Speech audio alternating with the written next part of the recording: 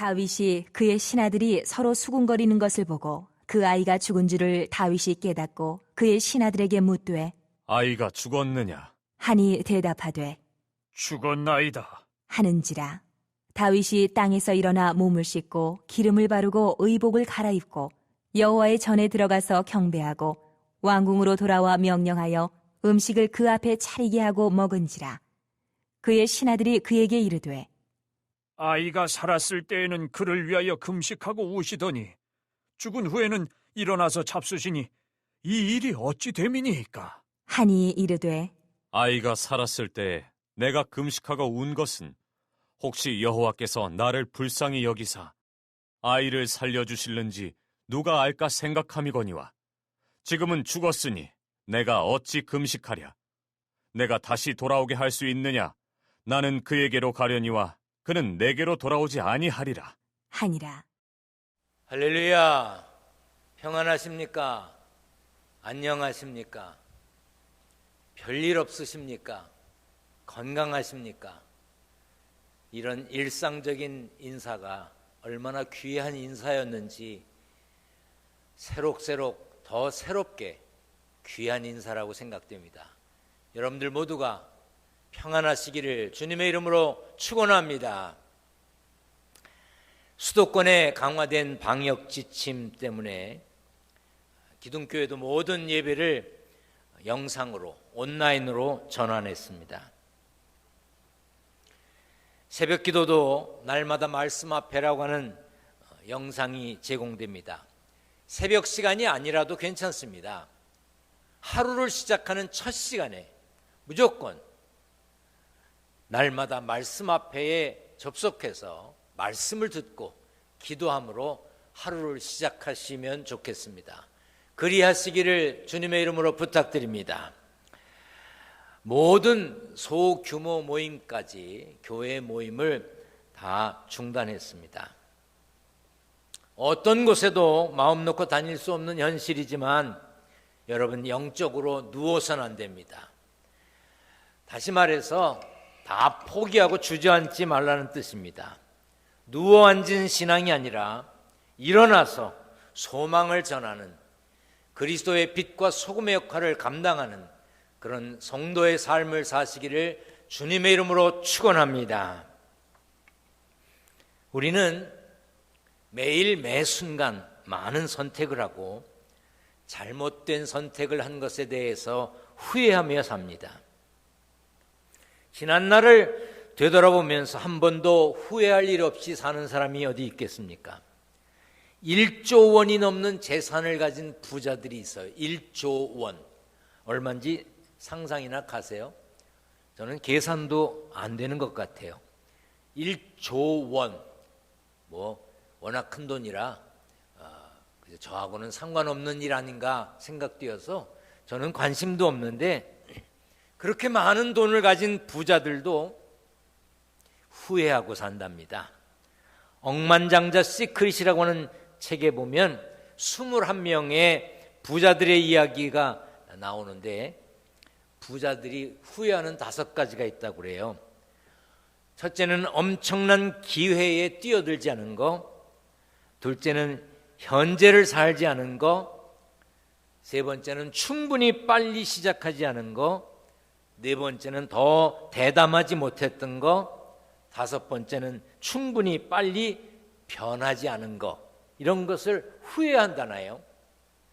죽을 때 가장 후회하는 5가지라고 하는 책이 있습니다. 우리나라에도 출판이 되었다고 그러는데 내가 원하는 삶을 살았더라면 이라는 제목으로 출판되었다고 해요. 호주의 한 요양원에서 말기 환자를 돌보던 간병인 브로니 웨어라고 하는 사람이 자신의 블로그에 올렸던 글을 모아서 펴낸 책입니다. 그녀는 말기 환자들이 가장 많이 후회하는 5가지를 소개했습니다. 첫째는 다른 사람의 시선과 기대에 맞추어 살았던 것을 후회했습니다. 남을 의식하고 사는 바람에 결국 자신의 꿈은 이루지 못한 것을 부끄러워했다고 합니다. 두 번째는 그렇게 열심히 일하지 말 것을 이렇게 후회했다고 그래요. 대부분의 남자들이 이런 후회를 했다고 합니다. 그들은 직장 생활 때문에, 돈벌이 때문에 아내와 자식들, 가족 간의 화목한 가정 생활을 이루지 못한 것을 안타까워했다고 합니다. 세 번째는 감정 표현할 용기가 없었던 것에 대해서 후회를 했다고 합니다. 이런저런 이유로 자신의 감정을 숨기기만 했던 것이 지금의 병으로 이어진 것 아닌가 하고 이제 후회한다고 그래요. 네 번째는 친구들과 계속 연락하고 지낼 걸 하면서 후회한다고 합니다.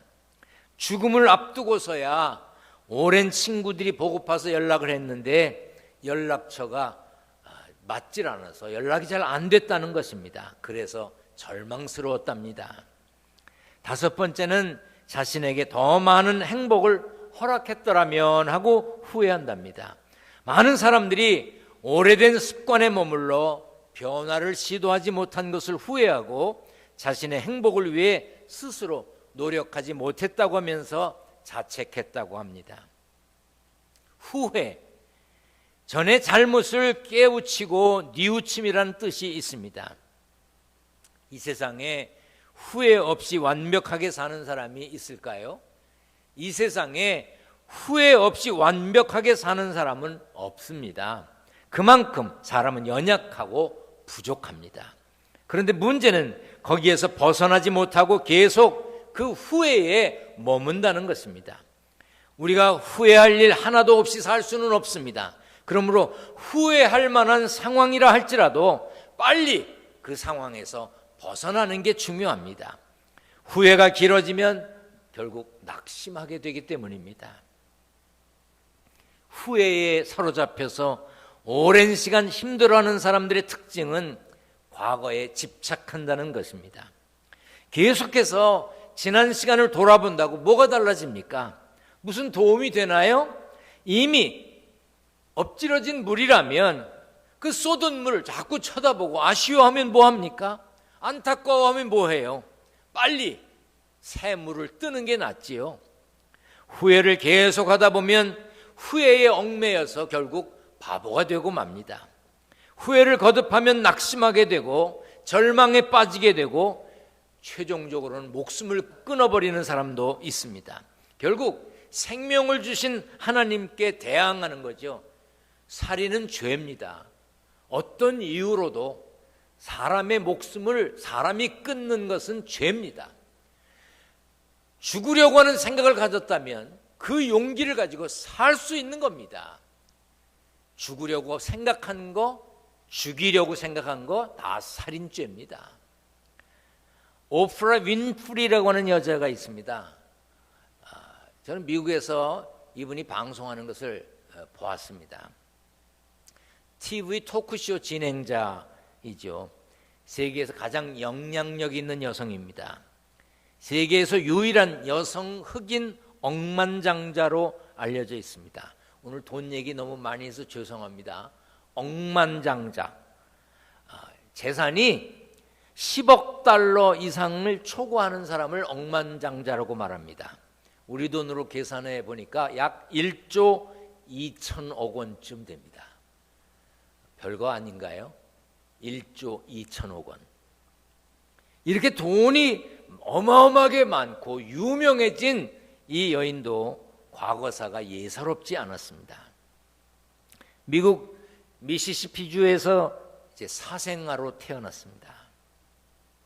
출생 직후 바로 어머니께 버려졌습니다. 9살 때 사촌 오빠에게 성폭행당했습니다. 14살 때 미혼모가 되었어요.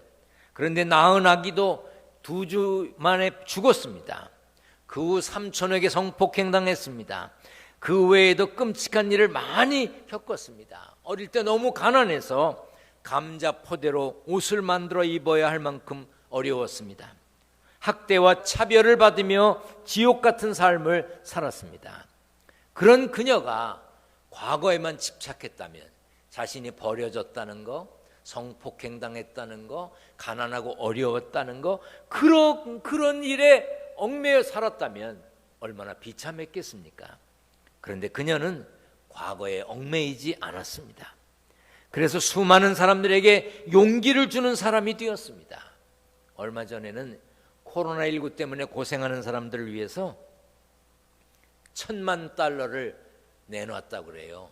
$10,000,000, 한 120억 원 정도 내놨대요. 워낙 뭐 돈이 많은 사람이니까 $10,000,000야 뭐 별것도 아니겠지만 돈 있는 사람에게 $10,000,000, 120억 원은 오히려 큰 것일 수도 있어요.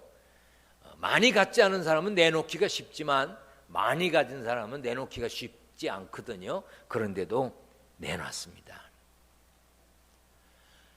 모든 사람에게는 생각하기 싫고 돌이키고 싶지 않은 정말 후회할 만한 일이 있습니다.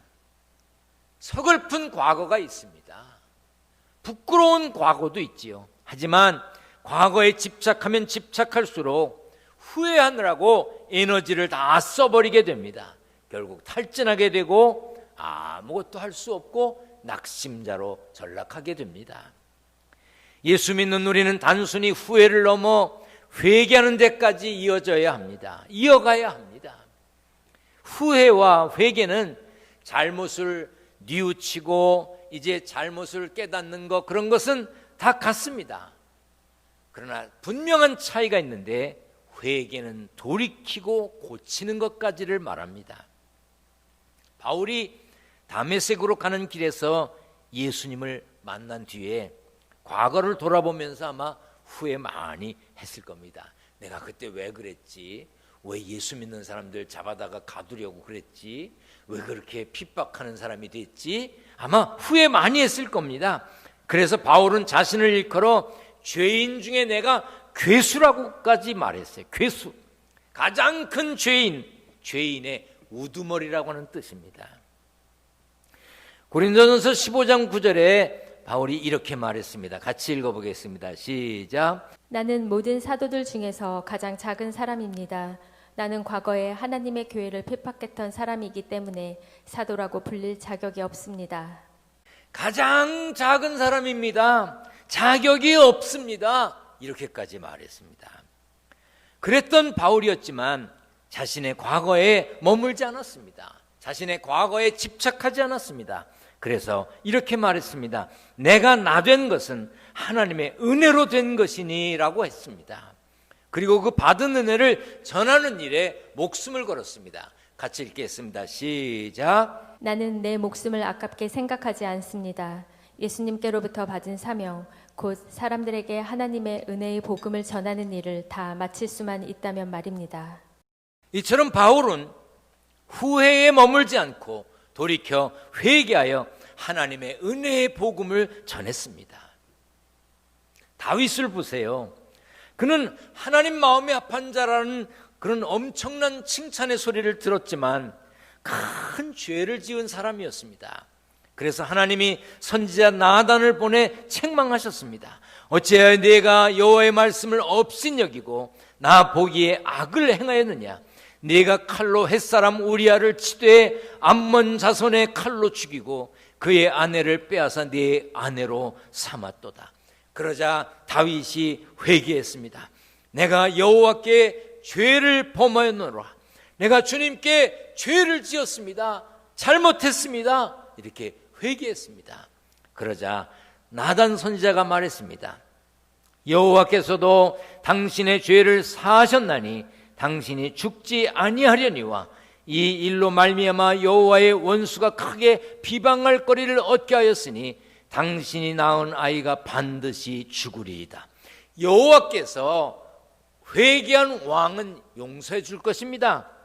그래서 왕이 죽지 않을 겁니다. 그러나 왕이 한 일 때문에 여호와의 원수들이 여호와를 경멸하고 모욕할 기회를 주었으니 왕에게서 태어난 아기는 죽게 될 겁니다 하는 소리를 들었습니다. 그 후 다윗과 밧세바 사이에서 태어난 아기가 몹시 아팠습니다. 다윗은 아이의 목숨을 살려달라고 금식기도 했습니다. 철야기도하며 매달렸습니다. 성경에 이렇게 나와 있습니다. 다윗이 그 아이를 위하여 하나님께 간구하되 다윗이 금식하고 안에 들어가서 밤새도록 땅에 엎드렸으니 했어요. 금식기도 했어요. 철야기도 했습니다. 그런데 이렇게 아이를 살려달라고 금식기도 하고 철야기도 했는데 일주일 후에 아이가 죽었습니다. 신하들이 걱정했습니다. 야, 왕이 금식기도 하고 철야기도 하고 저렇게 몸부림쳤는데 아이가 죽었으니 너무 크게 실망하고 낙심하고 슬퍼할 것을 염려했습니다. 그런데 다윗은 의외의 행동을 했습니다. 20절 같이 봅니다. 시작. 다윗이 땅에서 일어나 몸을 씻고 기름을 바르고 의복을 갈아입고 여호와의 전에 들어가서 경배하고 왕궁으로 돌아와 명령하여 음식을 그 앞에 차리게 하고 먹은지라. 신하들은 다윗이 깊은 슬픔에 빠질 것으로 생각했지만 다윗은 그렇지 않았습니다. 그리고 이렇게 말했습니다. 같이 읽습니다. 시작. 다윗이 말했습니다. 아기가 살아있을 때에 내가 먹지도 않고 슬퍼한 것은 여호와께서 혹시 나를 불쌍히 여기셔서 아기를 살려주실지도 모른다고 생각했기 때문이다. 하지만 이제는 아기가 죽었으니 음식을 먹지 않을 이유가 없지 않느냐. 그런다고 아기가 다시 살아나는 것도 아니다. 언젠가 나도 아기에게 가겠지만 아기가 나에게로 다시 돌아올 수는 없는 일이다. 다윗은 금식하고 철야하며 아이를 살려달라고 기도했지만 그 아이가 죽었습니다. 아이가 죽었다고 하나님을 원망하지는 않았습니다. 그는 회개하고 슬픔을 털고 하나님께 예배하고 일상의 삶으로 돌아갔습니다. 물론 다윗은 의인이라고 말하기 어려울 만큼 회개한 죄인입니다. 죄인이지만 회개한 사람이었습니다. 그러나 다윗이 하나님의 마음에 합한 자가 될 수 있었던 이유는 회개하고 원망치 않고 현실을 받아들이고 예배하고 일상으로 돌아갔다는 사실입니다. 반면 가롯 유다는 예수님을 은 30에 팔았습니다. 그런데 예수님이 유죄 판결을 받으니까 뉘우쳤습니다. 자기가 예수님 팔고 받았던 돈도 돌려줬습니다. 성경에는 유다가 스스로 뉘우쳤다고 했습니다. 그렇지만 그것은 회개가 아닙니다. 헬라어로 회개는 방향 전환을 말하는 그런 단어를 사용합니다. 방향을 바꿨다, 방향을 바꾸다 하는 단어를 사용합니다.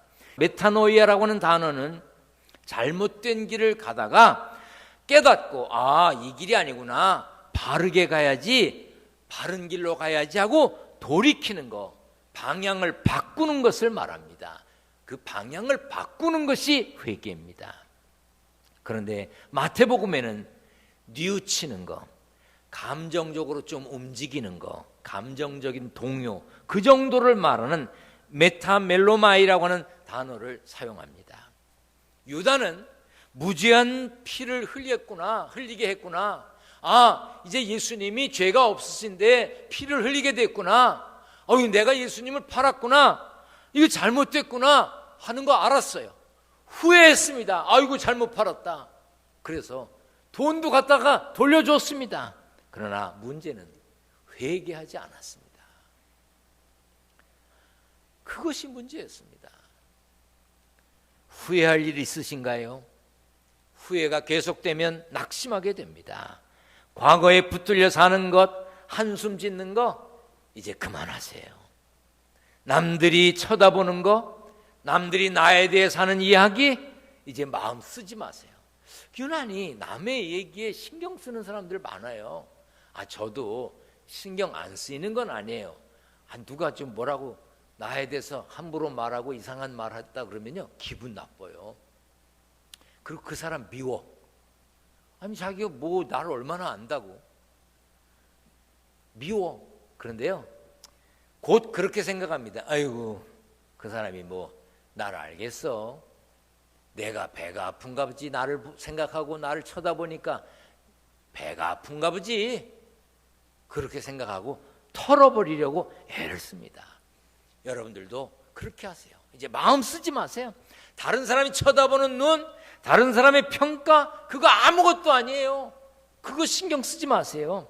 우리는 하나님이 나를 어떻게 보시는가, 하나님이 나를 몇 점 주실까, 그것을 신경 쓰며 살아야 되는 사람이지, 다른 사람이 나를 어떻게 쳐다보는가, 다른 사람이 나를 어떻게 평가하는가, 우리 그런 거 신경 쓰고 살 여유가 없는 사람들이에요. 제가 여러 차례 말씀드렸기 때문에 여러분 중에는 이 이야기를 기억하는 분도 계실 거고, 또 저 얘기하나 그러는 분도 계실지 모르겠어요. 그런데 앞으로도 계속 할 거예요. 이탈리아의 음악가 중에 베르디라고 하는 사람이 있습니다. 이 사람이 이태리 플로렌스라고 하는 곳에서 처음으로 오페라 공연을 하게 됐습니다.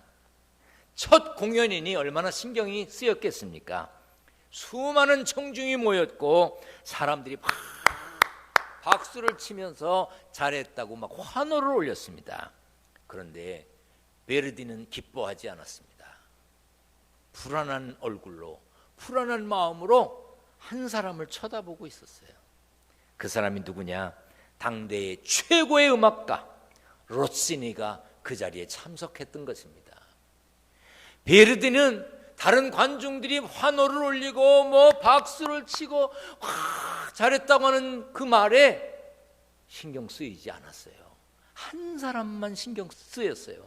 그 사람의 표정, 그 사람이 박수를 치는지 그런 것만 신경 쓰였습니다. 왜? 당대의 최고의 음악가 로시니가 뭐라고 평가하는가, 그게 중요했기 때문입니다. 우리는 하나님 한 분이 우리를 뭐라고 평가하시는지 그것에만 관심 가지고 살아도 바빠요. 그것에만 관심 가지고 살아도 힘들어요. 우리 연약한 몸으로, 연약한 육체로, 마음은 원이로되, 마음은 늘 원하지만 하나님의 뜻을 다 따라 살지 못하는 우리들이 힘들어요. 그런데 하나님 한 분 앞에 잘하고 살기도 어려운데 수많은 사람들의 환호, 그것에 뭐하러 신경 써요? 수많은 사람들의 평가, 그것에 뭐하러 신경 쓰이느냐 이 말이에요. 우리 그러지 말아요. 그냥 놔버려요. 그래, 너희들 그렇게 생각하냐? 그래, 괜찮다. 어때요? 어느 날 제가 길을 가는데 야! 한판 붙자! 뭐 이러는 거예요. 깜짝 놀랐어요. 누가 이런 소리를 하나? 그리고 돌아보니까 아무도 없어요. 그런데 한판 붙자! 계속 그러는 거예요. 이렇게 보니까 거기 쇠로 만든 기계에 뭐 이렇게 뭘 다 매달아 놓은 주먹 같은 거, 이렇게 큰 공 같은 거 매달려 있는 기계에서 나한테 그러는 거예요. 야! 한판 붙자고. 그런데 쳐다보고서, 아니 내가 힘쓸 데가 없어도 거기다가 힘을 써요? 게다가 돈까지 넣고. 그래서 내가 쳐다보고 웃었어요. 그런데 또 다른 사람이 지나가니까 야! 한판 붙자! 그러는 거예요. 나는 그냥 왔어요. 여러분, 길거리에서 한판 붙잔다고 붙어요? 돈까지 주면서? 그런 짓 하지 말아요. 우리는 힘들고 어려운 세상살이를 살지만 저 높은 곳을 향해 가는 순례자들입니다. 하나님 앞에 갈 사람들이에요. 하나님 앞에 가서 잘했다 칭찬받을 사람들입니다. 그렇다면 사람들의 평가, 사람들의 시선 신경 쓸 필요가 없습니다. 물론 우리가 살면서 실패하고 실수도 합니다. 그렇지만 연연할 필요 없어요. 거기에 매일 필요 없어요. 과거의 실수, 부끄러움, 상처 다 놔버려요. 털어버려. 지나갔으니 잊어버려요. 회개했으니 용서받은 확신을 가지세요. 하나님이 용서하신다고 그랬으니까 뻔뻔해지세요. 하나님이 용서하셨으니 당당해지세요. 그런 마음으로 살아야 합니다. 그래야 자유롭고 평안하고 하나님의 은혜를 누릴 수 있습니다. 이사야 43장에 너희는 이전 일을 기억하지 말며 옛날 일을 생각하지 말라고 했습니다. 보라, 내가 새 일을 행하리니 이제 나타낼 것이라고 했습니다. 하나님은 우리가 새 일 행하기를 원하십니다. 하나님 한 분만 눈치 보며 살고 하나님이 열어주시는 길을 가고 하나님이 동행하신다고 했으니 씩씩하고 당당하게, 정말 심하다 싶을 만큼 뻔뻔스럽게, 왜? 용서받았으니 복된 삶을 사는 승리의 주인공이 되시기를 축원합니다. 축원합니다. 기도하겠습니다. 전능하신 하나님, 감사합니다. 생명 주셨으니 오늘도 하나님 마음이 아픈 복된 날 되게 하여 주시옵소서. 교회에 모이지 못하고 온라인으로 예배 드립니다. 말씀을 들은 성도들, 어디에서 말씀을 들었든지 하나님의 백성으로 하나님 한 분만을 바라보며 당당하고 씩씩하게 복된 삶을 사는 승리자가 되게 하여 주옵소서. 힘들고 어려운 세상살이지만 살면서 얻은 소득을 구별하여 하나님께 예물 드립니다. 집에서 봉투에 담았다가 교회에 올 때 드리려고 준비한 이들, 온라인으로 헌금을 보낸 이들 모두가 은혜와 평강의 복으로 축복하여 주옵소서. 물질 때문에 죄와 타협하지 않게 하시고 양식 때문에 눈물 흘리지 않도록 지켜 주시옵소서. 모든 성도들 건강하게 하시고 평안하게 하실 줄 믿고 예수님 거룩하신 이름으로 기도하옵나이다. 아멘.